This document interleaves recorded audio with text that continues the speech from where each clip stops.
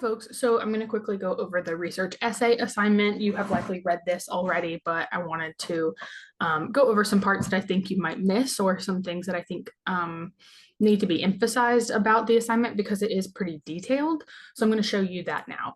So if you go to the very bottom of the research essay unit, you'll see the first page has the text that we have either read or discussed. So in the fiction unit, we have all of the short stories that we've read. In the drama unit, we just have that one drama we read, A Doll's House. And then in the poetry unit, we have all of the lovely poems we've just finished up reading. Then the next section are the literary elements we have talked about. Some of these we talked about more than others in our discussions and in our, the slides that we've gone over. So if you see anything here that you are unfamiliar with, you can either go back to the slides or the discussions that we talked about and familiarize yourself, or you can just pick the ones that you feel really comfortable talking about in your essay. A lot of the topic choice of this essay is really up to you and up to the things that you find in your research. So you have a lot of choice when it comes to topic. So don't be afraid to, forego the stuff that you are uncomfortable talking about or unfamiliar with in order to really pick the stuff that you feel confident talking about and comfortable discussing. But here we have some things that we talked about, like theme, simile, imagery. We talked about plot structure, poem structure, conflict, things like that. So this little list of literary elements are some things that we've discussed throughout the semester so far. So then we get into like the actual nitty gritty of the assignment. For the last essay of English 1102, you will write a 850 to 1,000 word research paper. For the word count, if it goes over 1,000 words, I'm not worried about it. So I have had that question before. If it goes over 1,000 words, should I cut it down to 1,000? Don't worry too much about it if it goes over 1,000. If it goes over like 2,500, then maybe we should scale it back. I put 850 to 1,000 to give you a good middle point to reach so that you are not super stressed about making a really long and arduous essay. I think like shooting for a 900 to 1,000 word essay is a great place to shoot for this type of class. So if you can get that word count done, I think you're in the clear there. And you will be writing about one of the texts we have read this semester. Your research paper cannot cover the same text you have already written about for your fiction or poetry essays. Obviously, in the drama unit, we only read one text. So if I took the drama unit essay option away, then that would take all of our drama information away. So the only thing that you are not allowed to write about really is the same text you wrote about in the fiction unit or the poetry essay unit. So for example, in the fiction unit, if you wrote about Alice Walker's everyday use, you can't write about that story again. But everything else that we've read this whole semester is free game. So pick something that you enjoyed reading or that you feel like you have a lot to say about that you just didn't get around to writing about for the first time. Then you will choose a text that we've read to research, and you will look into the scholarship that surrounds that text. Scholarship is just a fancy word for all of the research that exists about that text. It is a good idea to look at the research before making a concrete decision about your thesis statement. Which brings us to thesis statement. Your thesis statement should be argumentative and it should not repeat the ideas of the research that you find. So a lot of times when we are writing research papers, it is a habit of ours to just repeat the ideas that we found, but I want you to create an argumentative thesis statement about the text that you're writing about, and then the research is just to support your already established arguments. So at the heart of this essay, I still want your own ideas and your own claims. Once you have a topic that you are interested in, do some research to see what arguments are being made about that topic. Then come up with your own unique and original take on the topic while also incorporating ideas from the research. In terms of research, for this essay, you are required to have accurate, credible, non-biased sources. Your primary source will be the text that you're writing about. So if you are writing about A Doll's House, that will be your primary source. Your secondary sources will be the books or journal articles that you find in your research through the MGA Library's website, which I've already talked about in another video. You are required to reference at least 3 outside sources that are peer-reviewed.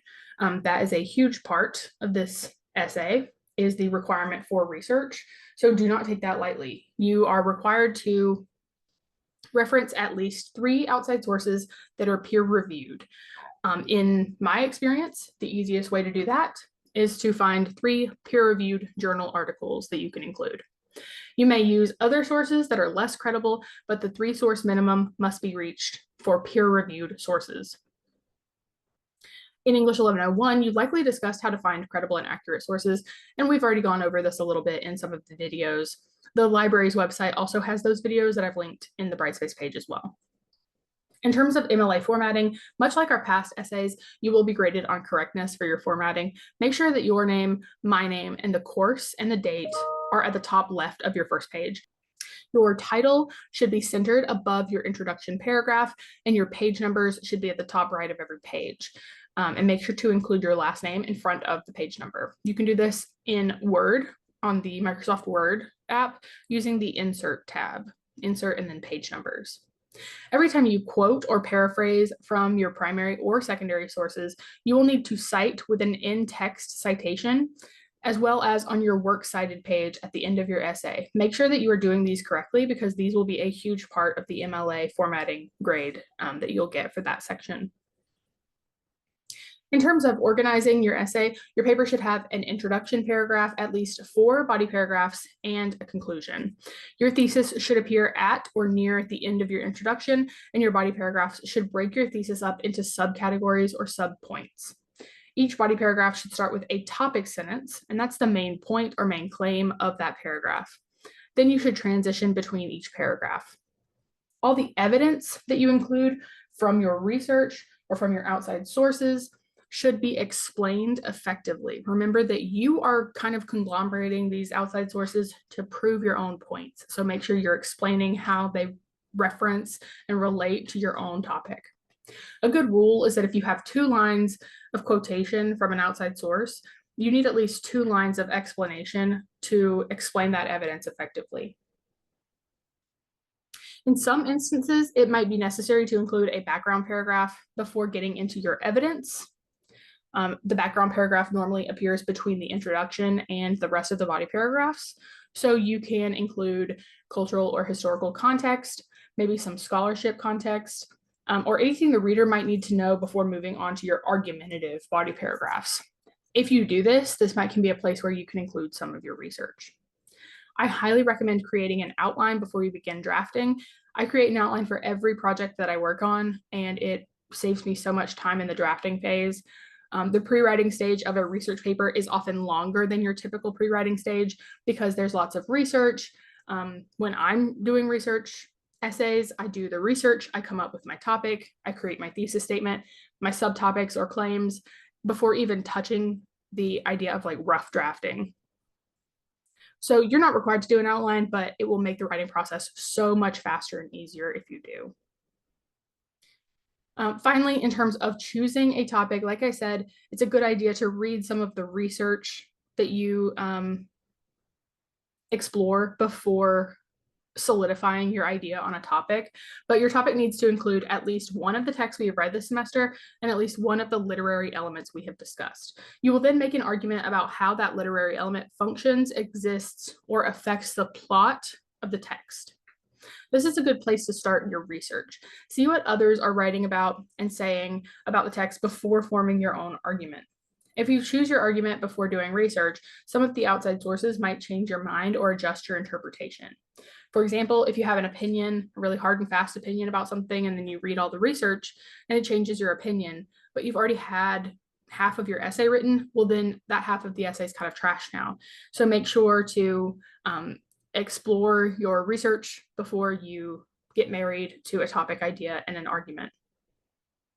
In terms of resources, there are several resources you can use. I've already introduced you to the research librarians on the library's webpage, but also I am a resource. Please reach out to me if you are coming up with ideas for your topic, if you feel stuck and want to run some ideas by me, if you want to get a second set of eyes on some of your outline, or if you'd like to meet with me via a video chat on Teams, please don't hesitate to reach out. Research is a complex process, so make sure to give yourself patience and grace, and give yourself lots of time so that you have time to like take breaks and step away, especially during what is a particularly stressful time in the semester. Okay. And remember that my email is cassie.outler@mga.edu. Make sure to contact me there if you have anything that you have questions about, because that's the place that I will answer the quickest. And I will be responding as quickly as possible, especially if you have questions about like ideas and stuff, because those are emails I can answer pretty quickly, you know. I don't have to go find answers for you. I can just answer with my honest opinion about your topic. So please feel free to reach out to me if you are having questions or concerns about a topic idea or a research related question. I'd be happy to help you find some research as well. All right, that's enough out of me.